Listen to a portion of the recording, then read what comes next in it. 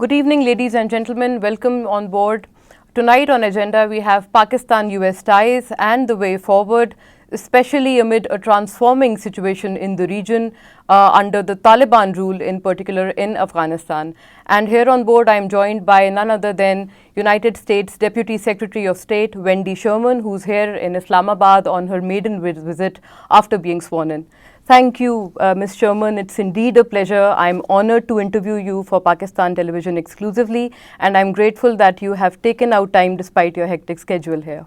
Thank you very much, Mona. I want to start, even before we get to your questions, to express condolences on my personal behalf, but the behalf of my country, for the families of the 20 people whose lives were lost in the earthquake, and all of the families that are suffering from people that have been injured. Whenever these things happen in the world, it really is heart-wrenching for all of us, and I hope that there can be a swift recovery, and just wanted to pass on our condolences and our sympathy. I'm very honored, and it means a lot, so your expression of solidarity to earthquake victims there in Balochistan. It indeed means a lot. Thank you so much to begin on this note, and rightly so. So, Ms. Sherman, to begin with, our agenda. Secretary Blinken has recently spoken about ties in the US, and since you've just been to India, I've also heard you state that at this point in time, you do not see a broadening of relationship between Pakistan and US. Is there a major realignment in the offing, and how do you see things moving forward? Because there are certain members of the power corridor there in the US who are kind of blaming Pakistan for the situation in Afghanistan. You know, the interesting part of all of this is that the United States and Pakistan have had a long-standing relationship for decades. So the purpose of this particular trip was around the issues predominantly of the aftermath of Afghanistan. So that's what I meant about specific steps.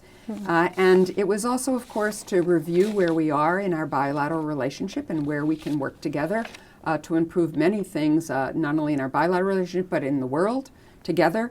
But I think, as you pointed out, this is a time of great change in the region because of events in Afghanistan. And so I think we are all reassessing what is going to happen, how we all should respond, what the future will look like, and how to ensure that no country is a safe haven for terrorists, that the people of Afghanistan have a good future ahead of them.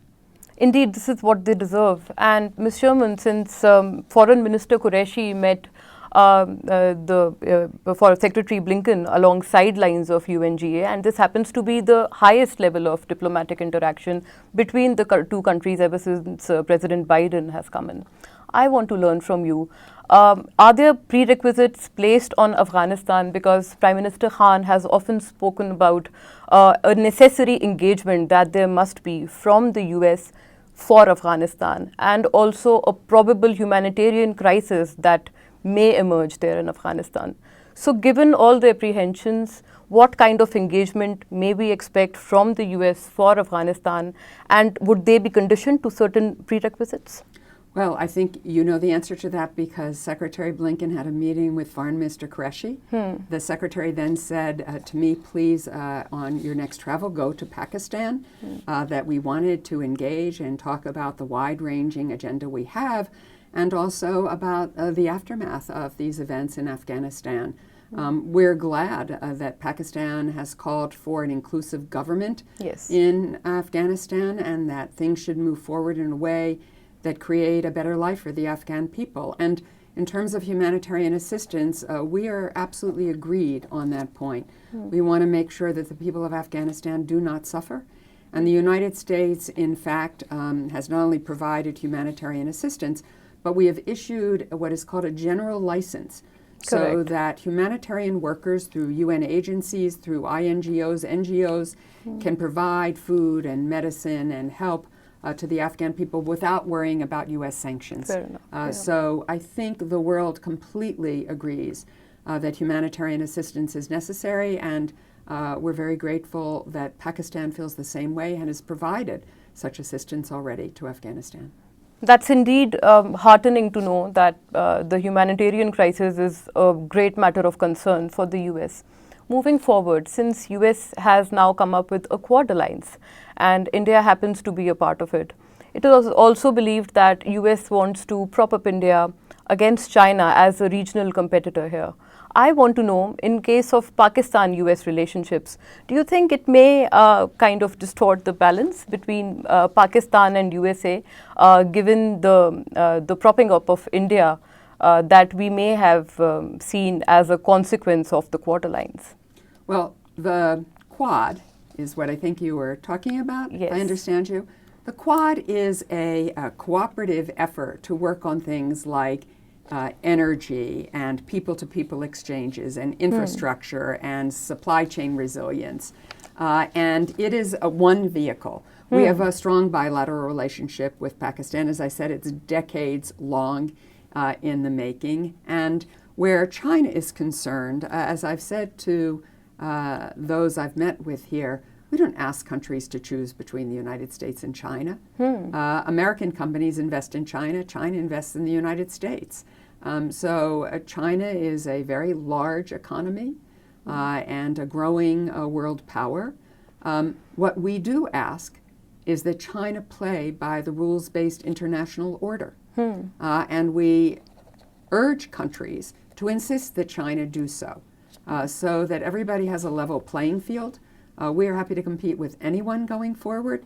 We just want to make sure there's a level playing field. And I hope that Pakistan, and I think Pakistan, believes that as well. Indeed, that rules-based international order has helped countries like China and Pakistan to develop because it has created a system in which everyone can rise. Fair enough.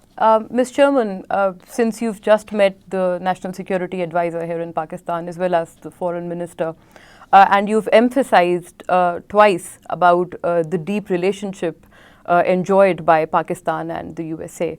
I want to know, do we see that going forward under the Biden administration? And also in the same continuity, how have your meetings been here in Pakistan?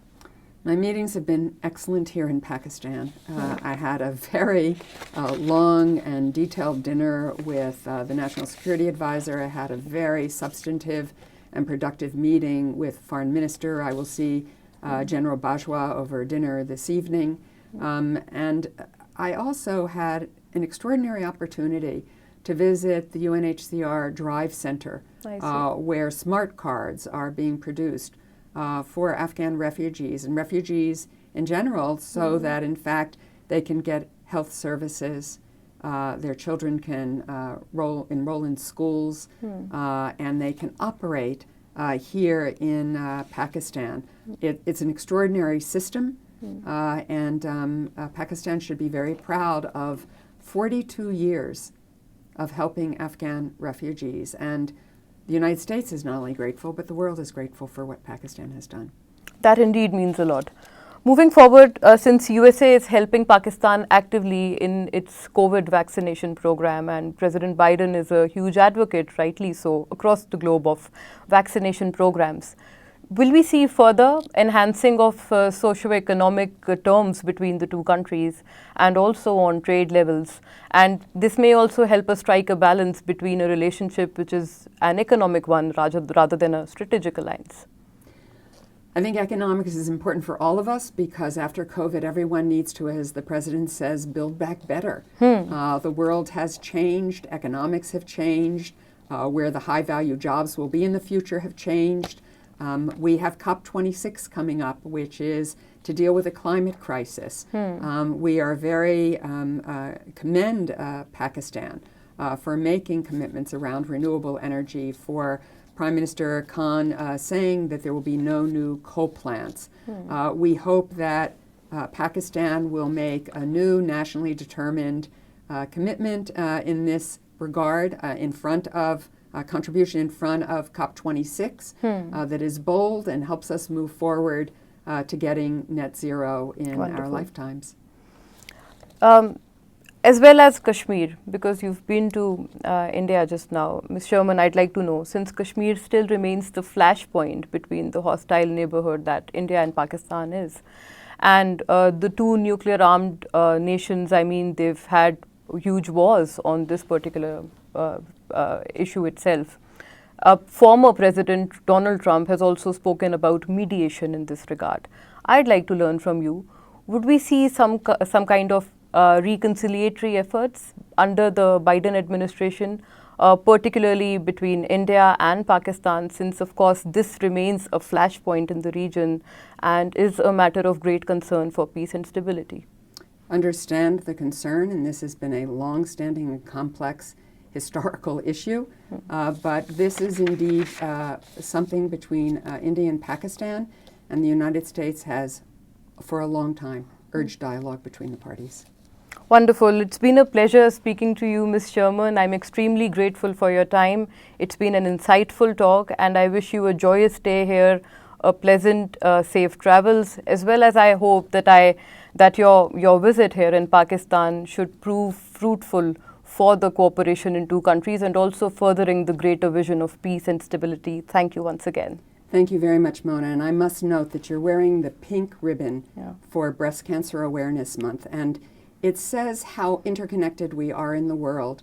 I should have a pink ribbon on today as well. I would if I were in the United States. I should have thought to do it here in Pakistan. We are all more connected than we are unconnected as we face issues that confront all of us. I'm indeed overwhelmed by your words. Thank you so much, Ms. Sherman. It's been a pleasure speaking to you and meeting you. Thank you.